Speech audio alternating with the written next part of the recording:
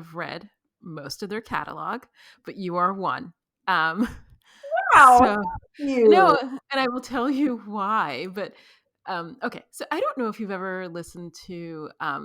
So there's a podcaster named Mark Maron who has a podcast called WTF, and Mark Maron, I guess, always wanted to be on Saturday Night Live, tried out, never made it.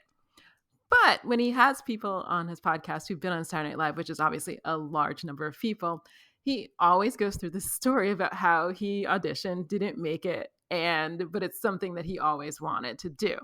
So I will now admit, so I grew up reading romance. I started when I was much, much younger than most people, maybe 7 or 8, because one of my grandmothers who wore gloves, and I never saw her in pants, and her hair was always in a bun or a chignon. She wore a chignon, and she No. wore stockings, but behind the Life magazines were Harlequin romances. Ah, And I started, the first book I read is actually called The Taming of Tamsin. You can see where that goes. I yep. read it when I was like 7, 8, 9. I don't remember. And I read all of the romances in her house, and there was just something about them that pulled me in. So I read them for years and years. I read a lot of other things, but I read them for years. But they're in romance.